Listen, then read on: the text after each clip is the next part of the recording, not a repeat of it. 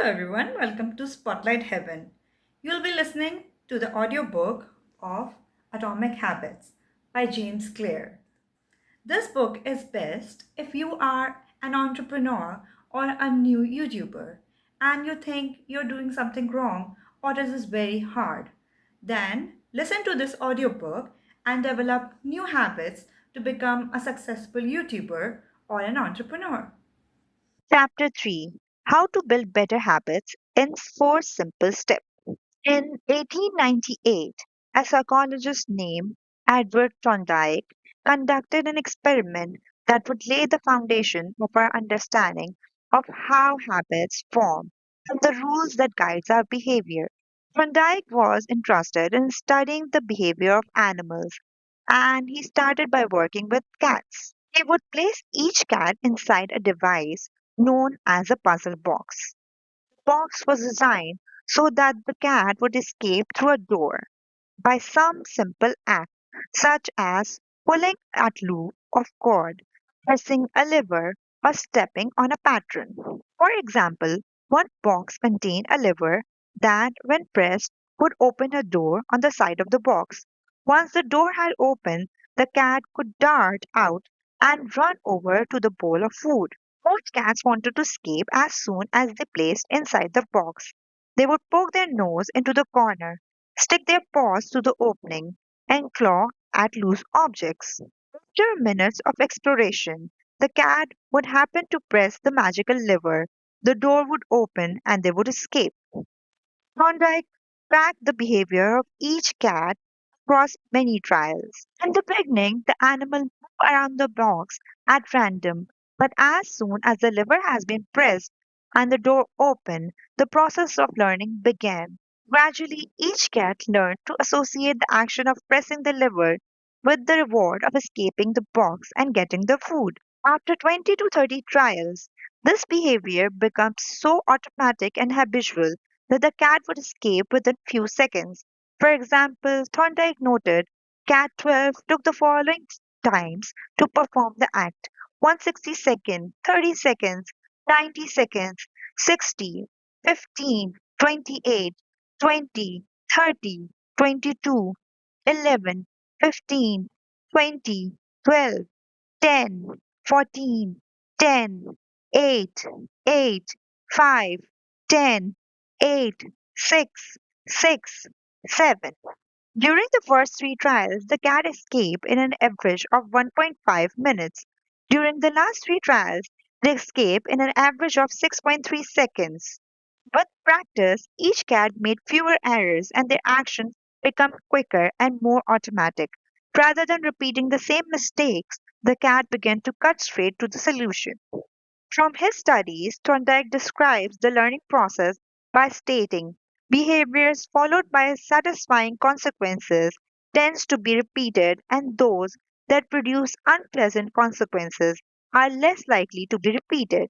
His work provides the perfect starting point for discussing how habits form in our own lives. It also provides answers to some fundamental questions like what are habits and why does the brain bother building them at all? Why your brain builds habit. A habit is a behavior that has been repeated enough times to become automatic. The process of habit formation begins with trial and errors. Whenever you encounter a new situation in life, your brain has to make a decision. How do I respond to that? The first time you come across a problem, you're not sure how to solve it. Like Thorndike's cat are just trying things out to see what works. Neurological activity in the brain is high during this period. You are carefully analyzing the situation and making conscious decisions about how to act. You are taking in tons of new information and trying to make sense of it. The brain is busy learning the most effective course of action.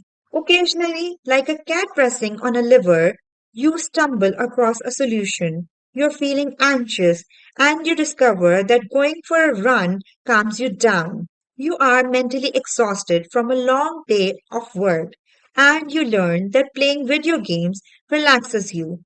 You are exploring, exploring, and exploring, and then bam, a reward. After you stumble upon an unexpected reward, you alter your strategy for next time. Your brain immediately begins to catalog the events that precedes the reward. Wait a minute, that feels good. What did I do right before that? This is the feedback loop behind all human behavior. Try, fail, learn, try differently. With patience, the useless moments fade away and the useful action get reinforced. That's habit forming. Whenever you face a problem repeatedly, your brain begins to automate the process of solving it. Your habits are just a series of automatic solutions that solves a problem and stresses you face regularly. As behavioral scientist Jason Hera writes, habits are simply reliable solution to recurring problems in our environment. As habits are created, the level of activity in the brain decreases. You learn to lock on the cues that predict success and tune out everything else. With similar situation arise in the future, you know exactly what to look for. There's no longer a need to analyze every action of a situation. Your brain skips the process of trial and error and creates a mental rule. If this, then that. These cognitive scripts can be followed automatically whenever the solution is appropriate. Now, whenever you feel stress, you get the itch to run. As soon as you walk in the door for work, you grab the video game controller. A choice that once required effort is now automatic.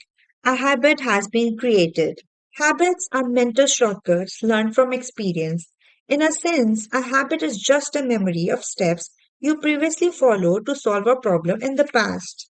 Whenever the conditions are right, you can draw on this memory and automatically apply the same solution. The primary reason the brain remembers the past is to better predict what will work in the future. Habits formation is incredibly useful because the conscious mind is the bottleneck of the brain. It can only pay attention to one problem at a time. As a result, your brain is always working to preserve your conscious attention for whatever task is most essential. Whenever possible, the conscious mind takes to paw off tasks to the unconscious mind to do automatically. This is precisely what happens when a habit is formed. Habits reduce cognitive load and free up mental capacity so you can allocate your attention to other tasks. Despite the efficiency, some people still wonder about the benefits of habit. The argument goes like this: will habits make my life dull? I don't want to pigeonhole myself into a lifestyle I don't enjoy. Doesn't so much routine take away the vibrancy and spontaneity of life? Hardly such questions set up a false dichotomy. They make you think that you have to choose between building habits and attaining freedom. In reality, the two complement each other. Habits do not restrict freedom, they create it.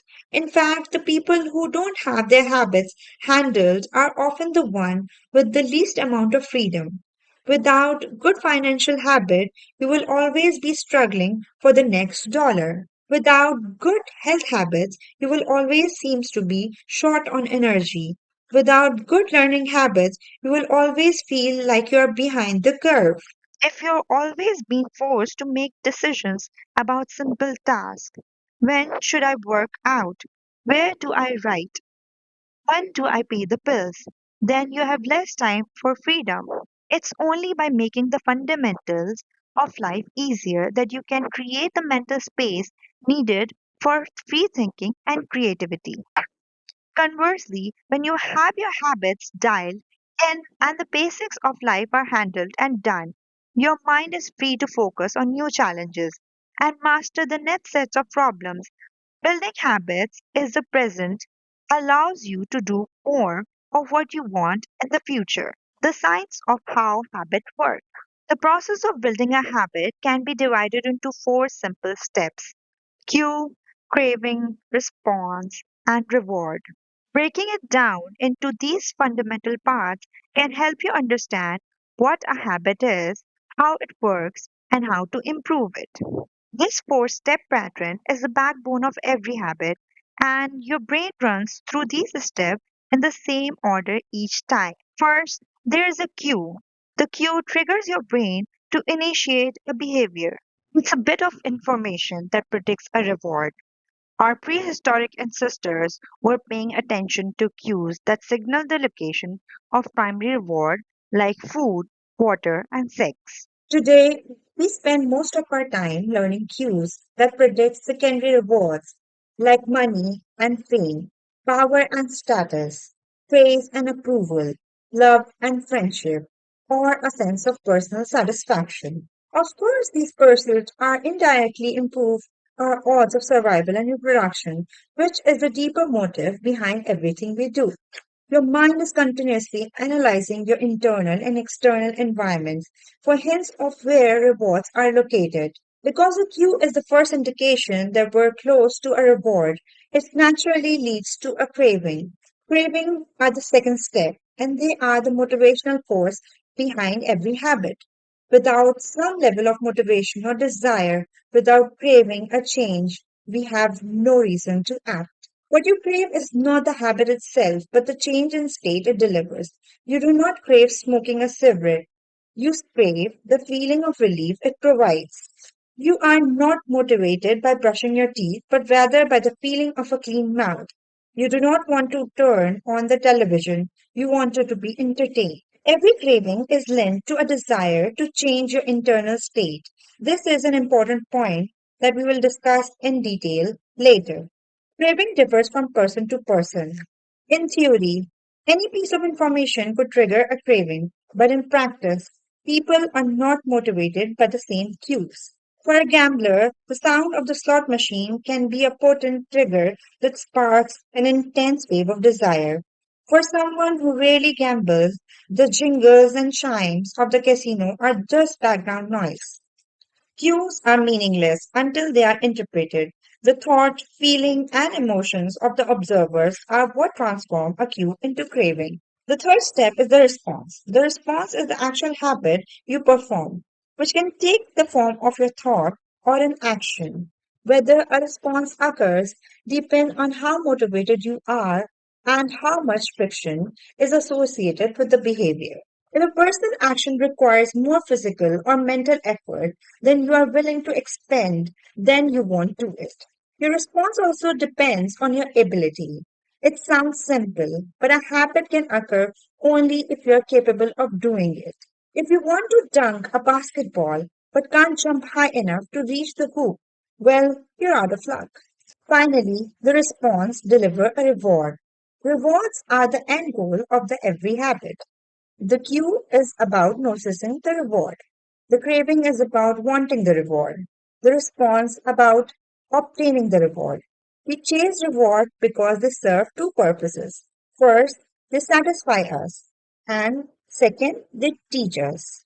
The first purpose of reward is to satisfy your craving.